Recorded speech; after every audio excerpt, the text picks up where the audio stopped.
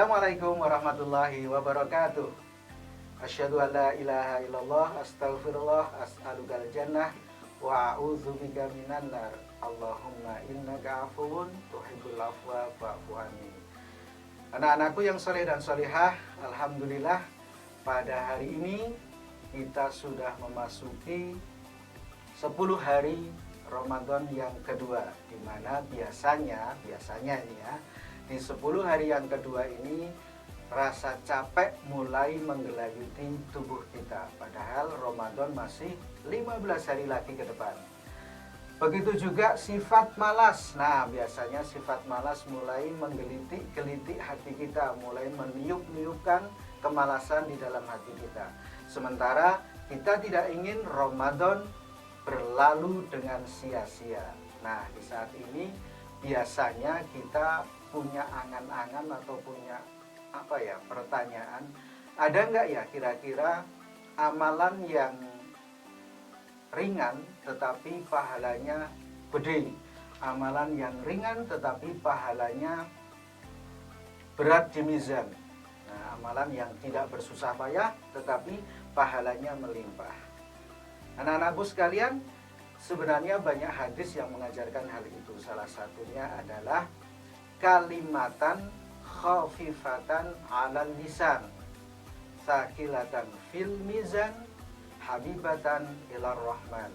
Subhanallah wa bihamdi, subhanallahil azim. Jadi ini adalah amalan ringan tetapi berat di timbangan. Amalan yang tidak memerlukan tenaga susah payah tetapi pahalanya melimpah. Ada dua kalimat yang ringan untuk diucapkan melalui lisan, tetapi sakilatan fil mizan, amat berat timbangannya di mizan. Apa itu? Subhanallah wa bihamdi, subhanallahil azim. Coba, hanya berapa detik? Subhanallah wa bihamdi, subhanallahil azim. Kira-kira hanya 5 detik.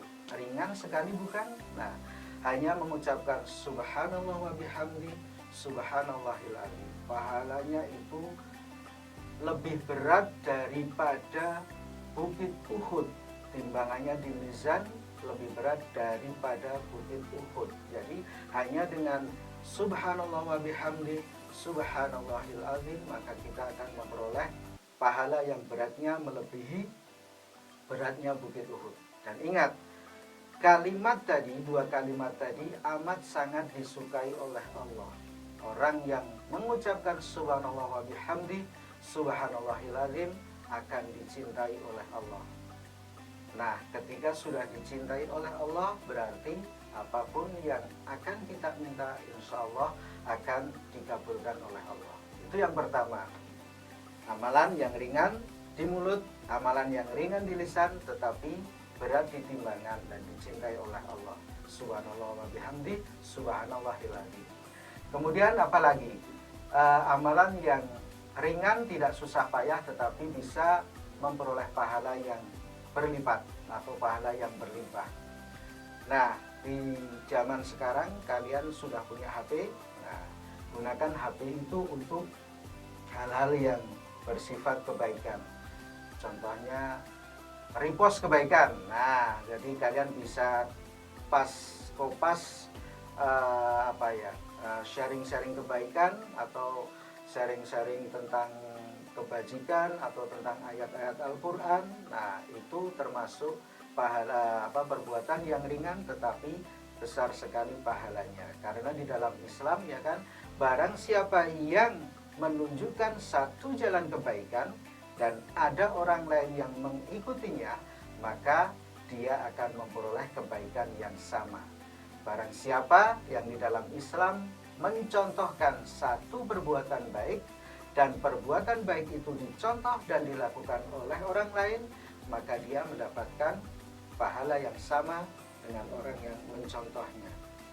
Coba bayangkan, kita hanya repost kepada satu orang teman kita, kita sudah dapat kebaikan dari teman kita. Teman kita nanti akan repost lagi kepada temannya yang lain. Temannya yang lain tadi kemudian kopas lagi, meneruskannya kepada temannya yang lain. Nah, akumulasi dari sekian banyak orang yang membaca share kita yang pertama itu akan diakumulasikan dan pahalanya akan mengalir kepada diri kita. Ringan bukan? Nah, apa tadi? Satu, ya kan? Kita ucapkan subhanallah wa bihamdi subhanallahil azim. Hanya 5 detik, ya kan? Kita luangkan di waktu-waktu kita rehat, di waktu-waktu kalian penat dari tilawah atau dari belajar, sambil berbaring atau meluruskan kaki kalian, lafazkan subhanallah wa bihamdi subhanallahil azim. Paling tidak kita bisa mendapat 3 kebaikan. Yang pertama adalah hati kita merasa tenteram. Yang kedua, apa tadi? Berat di timbangan. Kita punya timbangan kebaikan yang besarnya lebih dari beratnya bukit Uhud. Kemudian yang ketiga, dengan subhanallah wa bihamdi subhanallahil azim, Allah mencintai kita. Nah, satu, yang kedua tadi adalah repost kebaikan. Semakin banyak kita merepost kebaikan atau share-share tentang channel-channel kebaikan, insya Allah kita akan mendapatkan pahala yang terus bertambah. Begitu kiranya anak-anak, mudah untuk diucapkan, mudah untuk dipraktekkan. Selamat kalian untuk mempraktekannya. Mudah-mudahan dimudahkan oleh Allah Subhanahu wa Ta'ala. Selamat menantikan buka puasa. Mudah-mudahan ibadah puasa kita kali ini diterima oleh Allah Subhanahu wa Ta'ala. Tetap semangat, jaga kesehatan, dan tetap konsisten untuk berbuat kebaikan. Assalamualaikum warahmatullahi wabarakatuh.